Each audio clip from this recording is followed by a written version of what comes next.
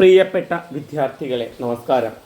നമ്മളിന്ന് ശ്രീനാരായണ ഗുരു ഓപ്പൺ യൂണിവേഴ്സിറ്റിയുടെ MA മലയാളം 2ാം സെമസ്റ്ററിലെ ഗദ്യം കഥേതര പാഠങ്ങൾ എന്ന പേപ്പറിൻ്റെ 2ാമത്തെ യൂണിറ്റിലെ ചങ്ങമ്പുഴ കൃഷ്ണപിള്ള കൈരളിയുടെ കഥയിൽ നിന്ന് ഒരു ഭാഗം എന്ന പാഠഭാഗമാണ് ചർച്ച ചെയ്യുന്നത്.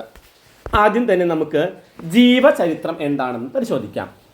ഒരു വ്യക്തിയെക്കുറിച്ച് മറ്റൊരാൾ നടത്തുന്ന ജീവിത കഥാഖ്യാനമാണ് ജീവചരിത്രം. ഒരു വ്യക്തിയെക്കുറിച്ച് മറ്റൊരാൾ നടത്തുന്ന ജീവിത കഥാഖ്യാനത്തെയാണ് ജീവചരിത്രം എന്ന് പറയുന്നത്. ഒരാളുടെ ജീവിതകാലത്തെയും ജീവിത സംഭവങ്ങളെയും പുസ്തക രൂപത്തിലോ ഉപന്യാസ രൂപത്തിലോ എഴുതി പ്രസിദ്ധീകരിക്കുകയാണ് ഇതിൻ്റെ സ്വഭാവം. ഇത് ചെറിയ തോതിലുള്ള വിശദീകരണമല്ല, മറിച്ച് വ്യക്തിത്വത്തെ വരച്ചു കാട്ടുന്ന ജീവിതാനുഭവങ്ങൾ ഉൾപ്പെടുത്തി എഴുതുന്നതാണ്. ഇതൊരു ചെറിയ രീതിയിലുള്ള വിശദീകരണമല്ല, മറിച്ച് വ്യക്തിത്വത്തെ വരച്ചു കാട്ടുന്ന ജീവിതാനുഭവങ്ങൾ ഉൾപ്പെടുത്തി എഴുതുന്ന ഒന്നാണ്. ഇതിൽ കെട്ടുകഥകൾക്കോ കൽപ്പിത കഥാപാത്രങ്ങളോ ഉണ്ടായിരിക്കുകയില്ല. ഒരാൾ സ്വന്തം ജീവചിത്രം എഴുതിയാൽ അതിനെ ആത്മകഥ എന്നാണ് പറയുന്നത്. മലയാളത്തിലെ ജീവചരിത്രത്തിൻ്റെ തുടക്കത്തെക്കുറിച്ച് വിവിധ അഭിപ്രായങ്ങളാണ് നിലവിലുള്ളത്. തിരുവനന്തപുരത്ത് നീലകണ്ഠ ശാസ്ത്രി യേശുക്രിസ്തുവിൻ്റെ ചരിത്രം എഴുതി. തിരുവിതാംകൂറിലെ വിശാഖം തിരുനാൾ മഹാരാജാവിനെ ആസ്പദമാക്കി കേരളവർമ്മ വലിയ കൊയ്ത്തമ്പുരാൻ എഴുതിയ വിശാഖ വിജയ മഹാകാവ്യം ഇത് പദ്യരൂപത്തിലുള്ള കൃതിയായിരുന്നു. വടക്കൻ പാട്ടുകളിലും മറ്റും തച്ചോളി അദനൻ, ആരോമൽ ചേകവർ മുതലായവരുടെ വീരാവതാനങ്ങൾ വർണ്ണിച്ചിരുന്നുവെങ്കിലും ഇതൊന്നും ജീവചരിത്ര സങ്കല്പത്തിലുള്ള കൃതികളായിരുന്നില്ല.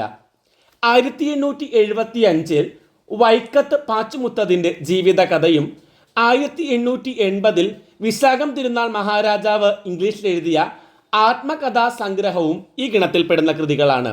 സ്വദേശാഭിമാനി രാമകൃഷ്ണപിള്ളയുടെ എൻ്റെ നാട് കടത്തൽ, സാഹിത്യ പഞ്ചാനൻ്റെ സ്മരണമണ്ഡലം, EV കൃഷ്ണപിള്ളയുടെ ജീവിത സ്മരണകൾ, C ശങ്കരൻ നായരുടെ ആത്മകഥ തുടങ്ങിയവ ആദ്യകാല ജീവിത ചരിത്ര കഥകളിൽപ്പെടും.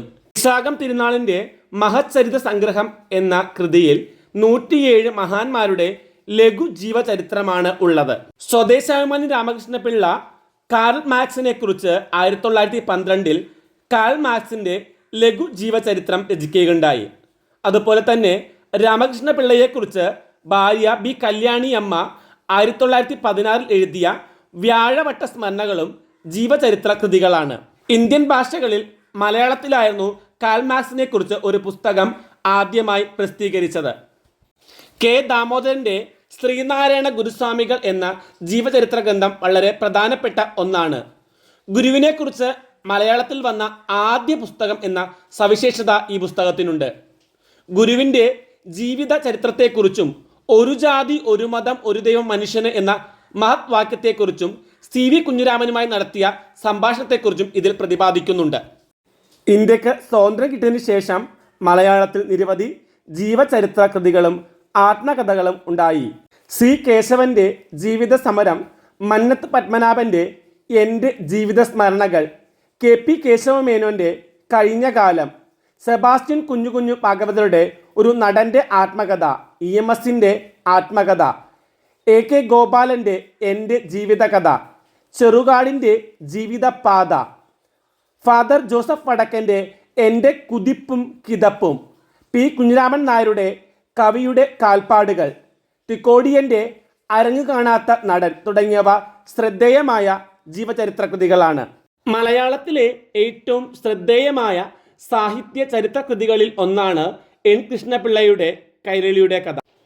ഈ കൃതിയിലെ ചങ്ങമ്പുഴ കൃഷ്ണപിള്ള എന്ന് പറയുന്ന ഭാഗമാണ് പാഠഭാഗം. മലയാളത്തിൻ്റെ ഓഫ്യൂസ് എന്നാണ് ചങ്ങമ്പുഴ കൃഷ്ണപിള്ളയെ വിശേഷിപ്പിക്കാറുള്ളത്. മലയാള കാവ്യ സാഹിത്യത്തിൽ പുതുവസന്തം തീർക്കാൻ ചങ്ങമ്പുഴക്ക് കഴിഞ്ഞു. യുവമനസ്സുകളെ തരിളിതമാക്കിയ സ്വപ്നങ്ങളും വികാരങ്ങളും സങ്കല്പങ്ങളുമെല്ലാം ആ കവി മനസ്സിൻ്റെ സവിശേഷതകളായിരുന്നു. സ്വന്തം ഹൃദയഭാവങ്ങൾക്ക് ആവിഷ്കരണം നൽകിയ ചങ്ങമ്പുഴ ഒരു കാലഘട്ടത്തിൻ്റെയും തലമുറയുടെയും പ്രതിനിധിയായിരുന്നു. അതിനു കാരണം അദ്ദേഹം ഒരു രചനാപ്രസ്ഥാനത്തെയും അനുകരിക്കുന്നില്ല, ഒരു ചിന്താഗതിക്കും അടിപ്പെടുന്നില്ല.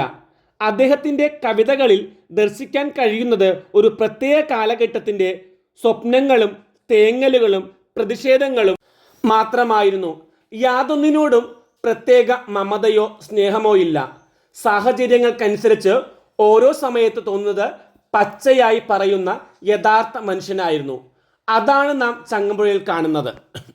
പച്ചയായ ജീവിത യാഥാർത്ഥ്യങ്ങൾ തൻ്റെ കവിതയിലൂടെ ആവിഷ്കരിക്കാൻ ചങ്ങമ്പുഴയ്ക്ക് കഴിഞ്ഞു.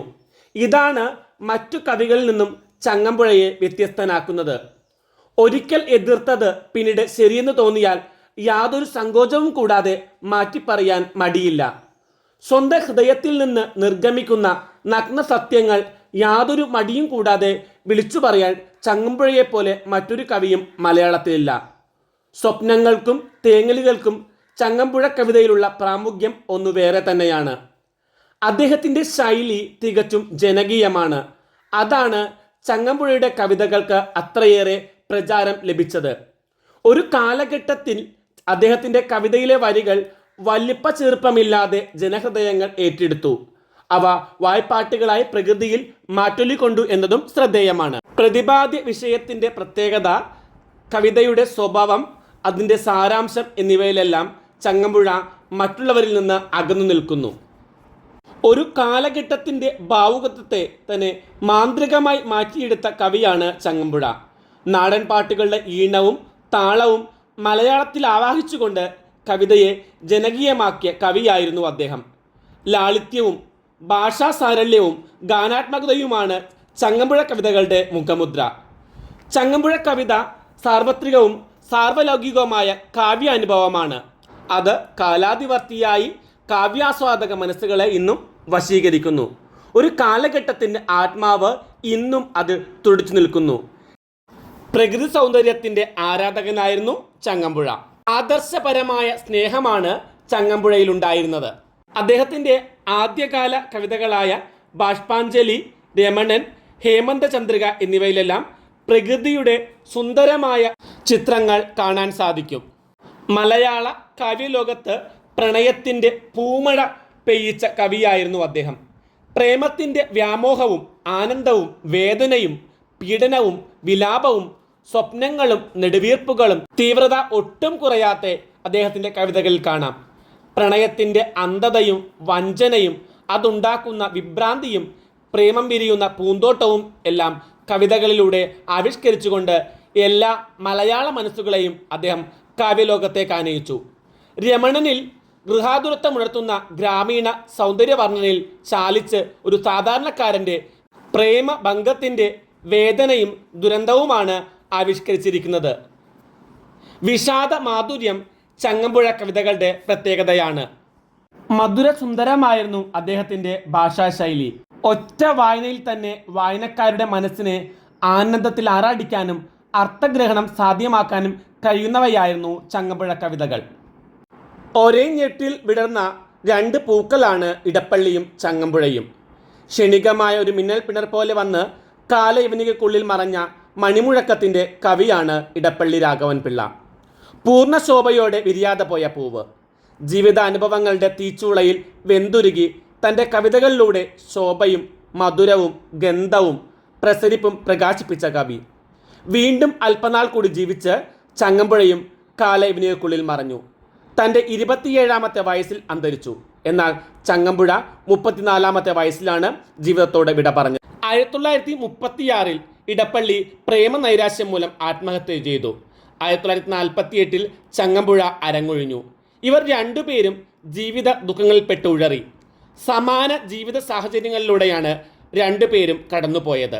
തങ്ങളുടെ ചുറ്റിലും വേദനയും ചൂഷണവും കാപഢ്യവും നീതികേടുമാണ് അവർ കണ്ടത്. പ്രേമത്തിൻ്റെ ആവേശവും തുടർന്നുള്ള നൈരാശ്യവും ഇരുവരും ഒരുപോലെ അനുഭവിച്ചു. ചങ്ങമ്പുഴ കവിതകളെ അപേക്ഷിച്ച് രാഘവൻ പിള്ളയുടെ കാവ്യസരണി കൂടുതൽ വിഷാദാത്മകമായിരുന്നു. മലയാള കവിതയിൽ നവഭാവുകത്വത്തിന് തുടക്കം കുറിച്ചവരായിരുന്നു ഇടപ്പള്ളി കവികൾ. ചില ദ്രാവിഡ വൃത്തങ്ങൾ ചങ്ങമ്പുഴ പുനഃസൃഷ്ടിച്ചു. അദ്ദേഹത്തിൻ്റെ കവിതകളിലൂടെ വാരിവിതറിയ അനുഭൂതിയും ഭാഷാശൈലിയും പദഘടനയും പ്രേമഗാനങ്ങളോടുള്ള അടങ്ങാത്ത അഭിവാഞ്ചയും ആബാലവൃദ്ധം ജനങ്ങളെയും സ്വാധീനിച്ചു. ജീവിതത്തിലെ ചെറിയ അഭാവങ്ങൾക്ക് പോലും താങ്ങാനുള്ള കരുത്ത് മറ്റു കവികളെ പോലെ ഇടപ്പള്ളി കവികൾക്ക് ഉണ്ടായിരുന്നില്ല. ചങ്ങമ്പുഴ എഴുതി തുടങ്ങിയ കാലം മുതൽ അദ്ദേഹത്തെ അനുകരിക്കാത്തവരായി ആരുമില്ല. ചങ്ങമ്പുഴ കവിതകളുടെ രൂപവും ഭാവവും പദഘടനയും ഭാഷാശൈലിയും കൽപ്പനകളും പല മലയാള കവികളിലും നമുക്ക് ദർശിക്കാൻ കഴിഞ്ഞിട്ടുണ്ട്. ചുരുക്കത്തിൽ മലയാള കാവ്യസരണിയിൽ ശുക്ര നക്ഷത്രമായി ഉദിച്ചുയർന്ന കാവ്യ സർവഭൗമനാണ് ചങ്ങമ്പുഴ കൃഷ്ണപിള്ള എന്ന് നിസ്സംശയം പറയാം. ഈ ക്ലാസ് നമുക്ക് ഇവിടെ അവസാനിപ്പിക്കാം. മറ്റൊരു ക്ലാസ്സുമായി കാണും വരെ എല്ലാവർക്കും നന്ദി, നമസ്കാരം.